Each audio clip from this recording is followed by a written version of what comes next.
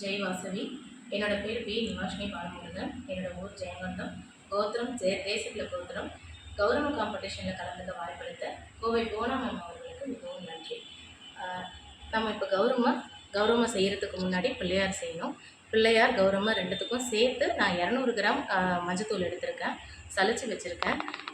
எலுமிச்சம்பழம் 3 எலுமிச்சம்பழம் பிழிஞ்சிருக்கேன். இதை வடிகட்டி எடுத்திருக்கேன். ஏன்னா வடிகட்டாமல் அப்படியே எடுத்தால் அதோட சதப்பத்து நம்ம செய்யக்குள்ளே டிஸ்டர்ப் ஆகும். அதனால் வடிகட்டி எடுத்திருக்கேன். தண்ணி, ஒயிட் கலருக்கு பெயிண்ட்டு, ப்ரெஷ்ஷு, ஐலைனர், சாந்து எடுத்திருக்கேன் ரெட் கலர் லிப்ஸுக்காக கௌரமிக்கு. ஃபஸ்ட்டு லெமன் தண்ணியை ஊற்றிக்கிறேன். மாவு ரொம்ப தண்ணியாக இல்லாமல் கொஞ்சம் மாவு கெட்டிமாக பிசையணும். சப்பாத்தி மாவை விட கொஞ்சம் கெட்டிமாக இருக்கிற மாதிரி பிசைஞ்சிக்கலாம். மாவு கெட்டிமாக இருந்தாலும் அப்பப்போ அட்ஜஸ்ட்மெண்ட்டுக்கு வேணால் நம்ம தண்ணி பக்கத்தில் இருந்ததுன்னா லைட்டாக தொட்டுக்கலாம். கௌரமிக்கு நான் தேங்காய் எடுத்திருக்கேன். தேங்காயில் லைட்டாக மஞ்சள் தடவி இருக்கேன். இதில் எந்த சைடு பார்க்க நல்லா இருக்குன்றதை ஃபினிஷிங் பார்த்துக்கோங்க. ஏன்னா இப்போ இந்த மாதிரி ஏத்தம் தாத்தமாக இருந்ததுன்னா சரியாக வராது. இது மாதிரி ஃபினிஷிங்காக இருக்குதுன்னா அந்த இடத்துல நம்ம ஸ்டார்ட் பண்ணுறதுக்கு ஈஸியாக இருக்கும்.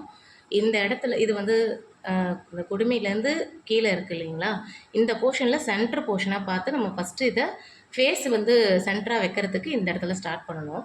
கையை ஈரம் பண்ணிக்கிட்டு கொஞ்சமாக எடுத்துக்கோங்க. நீங்கள் சின்னதாக வைக்கிற மாதிரி இருந்தாலும் தேங்காய் பெருசாக இருந்தாலும் கௌரவ சின்னதாக வைக்கிறதுனாலும் சின்னதாக எடுத்துக்கலாம். பெருசாக எடுத்துக்கிறதா இருந்தால் அந்த மஞ்சள் சென்டர் பொசிஷனில் வைக்கிறத கொஞ்சம் அதிகமாக எடுத்துக்கணும். அவ்வளோதான் வித்தியாசம். இப்போ நான் கொஞ்சம் பெருசாக மீடியமாக நான் வைக்கிறேன். அதனால் நான் மீடியமாக எடுத்திருக்கேன். இப்போ மஞ்சளை இந்த இடத்துல வைக்கணும். நம்ம சென்டராக இந்த இடம் வச்சுட்டோம் இல்லையா, இப்போ வச்சதுக்கப்புறம் நம்ம உள்ளங்கையை வச்சு நல்லா ப்ரெஸ் பண்ணணும். ப்ரெஸ் பண்ணதுக்கப்புறமா ஃபுல்லாக ஷேப் பண்ணிக்கோங்க. கையை ஈரம் பண்ணிக்கோங்க.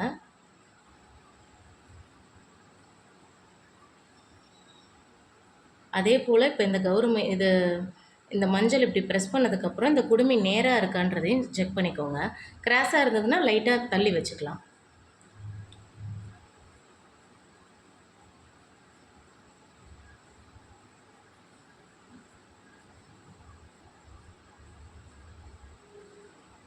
இப்போ என்ன பண்ணணும்னா இந்த இடம் ஃபுல்லாக தேய்ச்சி விட்டுருணும். டோட்டலாக எல்லா இடமும் நல்லா ஸ்ப்ரெட் பண்ணி விட்டுருங்க. இப்போது கரெக்டாக ஈவனாக ஸ்ப்ரெட் பண்ணிட்டேன். எந்த இடத்துலையும் மேடு பள்ளம் இல்லாமலும் ஒரே ஈவனாக ஸ்ப்ரெட் பண்ணியிருக்கேன். இங்கேயும் ஃபுல்லாக ஈவனாக ஸ்ப்ரெட் பண்ணியாச்சு. நேராகவும் இருக்குது.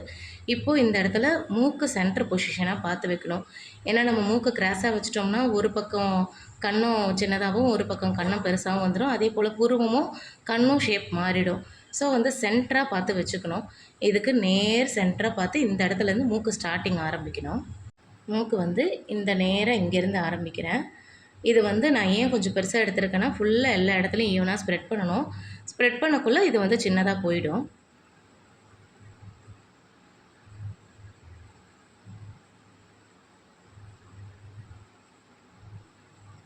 கை அப்பப்போ ஈரம் பண்ணிவிட்டு ஸ்ப்ரெட் பண்ணுங்கள் லைட்டாக.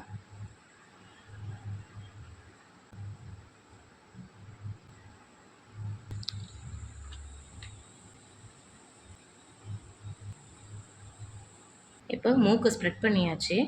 இப்போ இந்த மூக்குக்கிட்ட லைட்டாக இப்படி ஒரு ப்ரெஸ்ஸு, இந்த சைடில் இப்படி ஒரு ப்ரெஸ் கொடுத்துட்டோம்னா இந்த இடத்துல மூக்கு லைட்டாக நமக்கு இருக்கிற மாதிரியே வந்துடும். அதுக்காக இந்த 2 ப்ரெஸ்ஸு இது கொடுத்துட்டு இப்போ என்ன பண்ணுறோம்னா இந்த கை இருக்குது இல்லைங்களா, இப்படி வச்சு இந்த இடத்துல டோட்டலாக 2 கன்னத்துக்கும் பேக் சைடில் இப்படி கொடுத்து இப்படி ஒரு அழுத்தம் கொடுக்கணும். இது எதுக்குன்னா அந்த கண்ணம் லைட்டாக உப்புனாப்பில் வந்துடும். நமக்கும் அந்த பொசிஷன் கிடைக்கும். இந்த இடத்துல காது வச்சுக்கலாம்.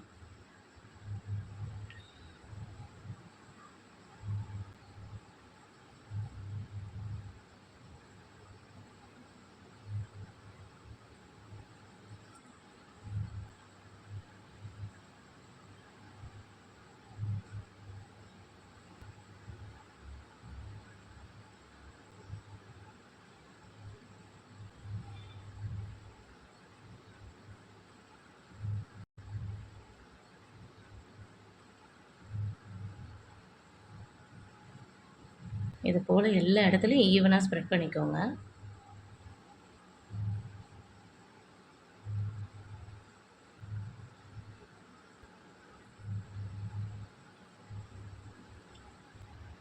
இப்போ நெத்தி எக்ஸ்டெண்ட் பண்ணிக்கலாம். அடுத்தது நம்ம மஞ்சள் எடுத்து இந்த இடத்துல நெத்தி நம்மளோட வச்சிருக்க கௌரமிக்கு தகுந்த மாதிரி நெத்தி மேலே எவ்வளோ வேணுமோ எக்ஸ்டெண்ட் பண்ணிக்கணும். இப்போ கௌரமை சின்னதாக வச்சோம்னா கொஞ்சமாக எக்ஸ்டெண்ட் பண்ணால் போதும்.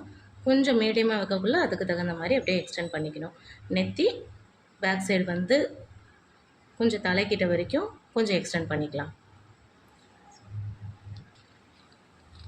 இப்போது ஃபேஸுக்கிட்ட நான் கரெக்டான ஷேப் கொண்டு வந்துட்டேன். இதுக்கப்புறம் மேலே கிரீடம் வைக்க போகிறோம். இந்த கிரீடம் வந்து நான் 4 பார்ட்டாக பிரிச்சுருக்கேன். இந்த இடத்துலேருந்து எடுத்துகிட்டு வந்த மாதிரி ஒரு இதையும் ஜாயின் பண்ணி எல்லாமே ஜாயின் பண்ணி ஸ்ப்ரெட் பண்ணி விட்டுக்கணும் நல்லா.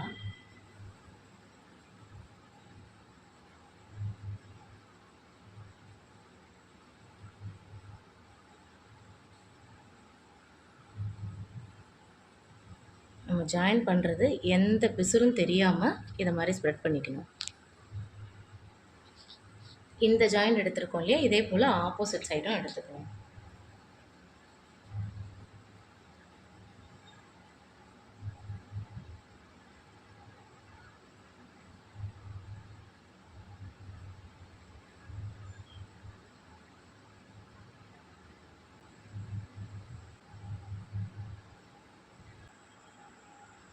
இப்போது இந்த 2 பக்கமும் கிரீடம் மாதிரி வச்சுருக்கேன். அதே போல் பேக் சைடும் இன்னும் 2 வைக்கிறேன்.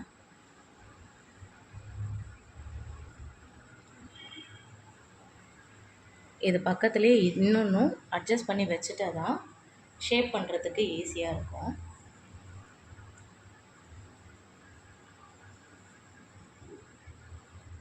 கொஞ்சம் கொஞ்சமாக வச்சு அந்த ரவுண்ட் ஷேப் மாதிரி கொண்டுட்டு வந்துடணும். இதே வளைவு அங்கேயும் வரத்துக்கு பார்க்கணும்.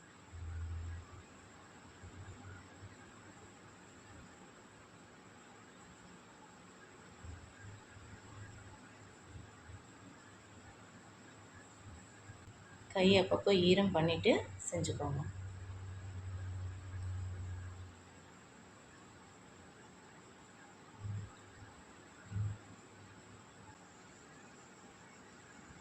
அடுத்தது இப்போ காது வச்சிடலாம். 2 கிரீடமும் வச்சாச்சு. அடுத்தது காது. நான் ஏன் காது கடைசியாக வைக்கிறேன்னா, நம்ம இது பண்ணக்குள்ளே அது டிஸ்டர்ப் ஆகும். அதனால தான் காது கடைசியாக வைக்கிறேன்.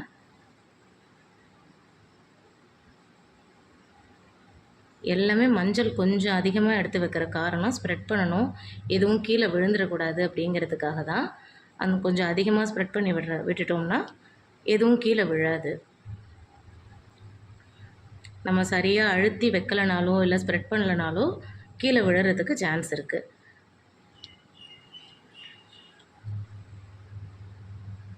காது இதை போல் ஷேப் பண்ணிக்கணும். அதே போல் இப்போ அடுத்த காதும் வச்சுருவோம். இந்த மொத்தம் இருந்தால் தான் நமக்கு போடுற கம்மல் வெயிட்டு தாங்கும். அதனால் கொஞ்சம் மொத்தமாக போடுறோம். 2 காதும் வச்சாச்சு. இப்போ இந்த தாடைக்கிட்ட லைட்டாக கொஞ்சம் ஷேப் பண்ணுறதுக்காக இந்த மாதிரி எடுத்துக்கிறேன் நான்.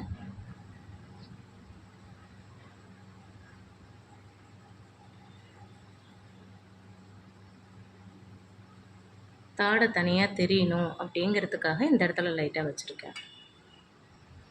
இதையும் நல்லா ஈவனாக ஸ்ப்ரெட் பண்ணிவிடுங்க. இப்படி அழுத்தம் கொடுத்து இந்த இடம்லாம் நல்லா ஸ்ப்ரெட் பண்ணி விட்டுருங்க.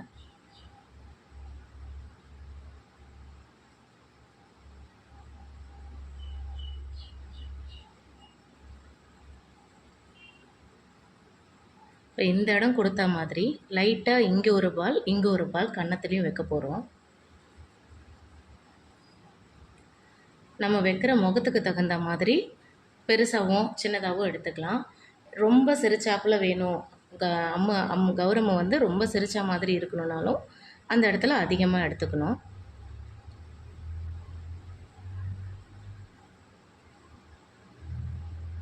எல்லா பக்கமும் ஈவனாக ஸ்ப்ரெட் பண்ணிவிடுங்க. இதையும் இப்போ கண்ணுக்கு வந்து சின்னதாக பொசிஷன் மட்டும் நம்ம வச்சுக்கிட்டோம்னா அதுக்கப்புறம் ஸ்டிக்கர் வைக்கிறதுக்கு ஈஸியாக இருக்கும். 2 கண்ணும் பொசிஷன் கரெக்டாக இருக்கான்றதை பார்த்துட்டு இதையும் லைட்டாக ப்ரெஸ் பண்ணி ஸ்ப்ரெட் பண்ணி விட்டுறணும். அடுத்தது இப்போ கண் இந்த மாதிரி ஷேப் பண்ணியாச்சு. அடுத்தது இப்போ லிப்ஸ் வைக்க போகிறோம். நம்ம முகம் எப்படி செஞ்சுருக்கோமோ அதுக்கேற்ற மாதிரி லிப்ஸ் வச்சோம்னா பார்க்க நல்லாயிருக்கும்.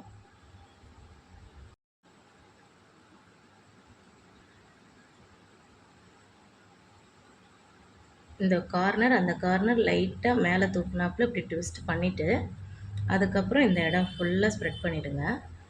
இந்த இடமும் ஸ்ப்ரெட் பண்ணிவிடுங்க. இந்த லிப்ஸுக்கு கீழே நேராக கரெக்டாக இருக்கான்றதை பார்த்துக்கோங்க.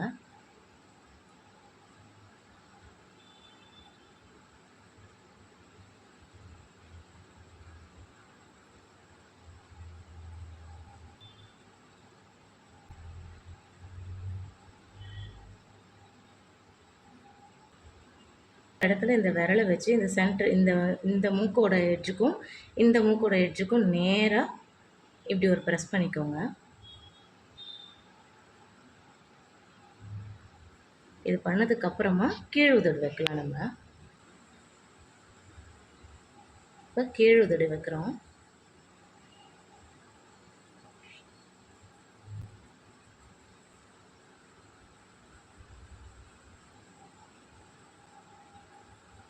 இப்போ இந்த லிப்ஸுக்கு வந்து நான் சாந்து தான் யூஸ் பண்ணுறேன்.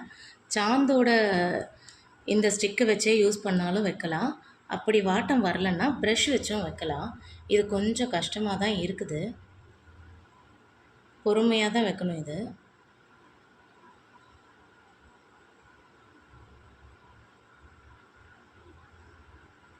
ஃபஸ்ட்டு அவுட்லைன் மாதிரி கொடுத்துட்டோம்னா அதுக்கப்புறம் உள்ளார நம்ம பொறுமையாக கொடுத்துக்கலாம்.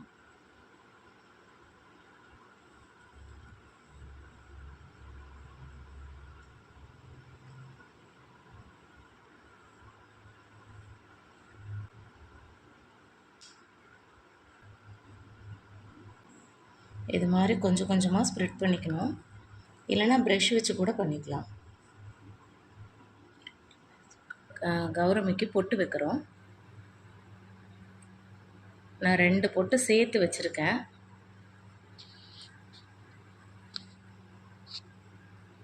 எல்லாம் முடிச்சுட்டு கடைசியில் தான் கண் வைக்கணும். ஏன்னா கௌரம்ம கண் ஓப்பன் பண்ணக்குள்ளே நெத்தியில் பொட்டோ அதெல்லாம் இல்லாமல் இருக்கக்கூடாது. அதனால் நம்ம ஃபஸ்ட்டு எல்லாத்தையும் வச்சுட்டு கடைசியாக தான் கண் ஓப்பன் பண்ணணும். இப்போ இந்த கிரீடத்துக்கெல்லாம் இந்த மாதிரி ஸ்டோன்ஸ் செயினை இது கம்மல் மாதிரி நான் இருக்கிறத யூஸ் பண்ணுறேன்.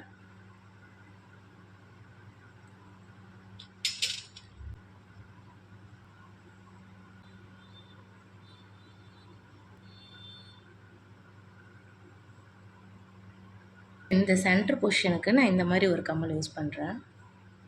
ஒரு ஸ்டோன் மாதிரி இருக்குது.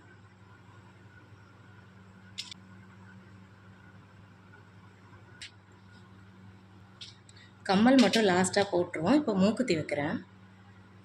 ஏன்னா கண் வைக்கக்குள்ள கம்மல் வந்து டிஸ்டர்ப் ஆகும்.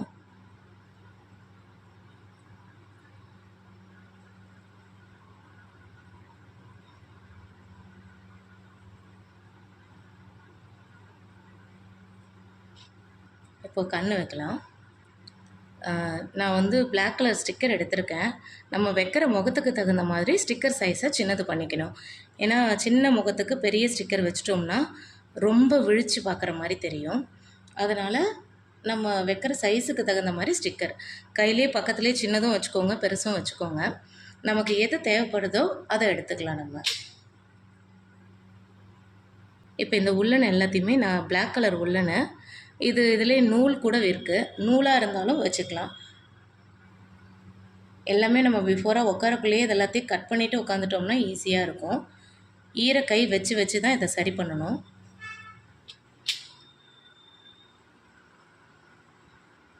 இப்போ உள்ளனாக இருந்ததுன்னா உள்ளனை நல்லா ஈரம் தொட்டுட்டு ஈரத்தை நல்லா பிழிஞ்சிடணும். ரொம்ப சொட்ட சொட்ட ஈரத்தோடு வைக்கக்கூடாது.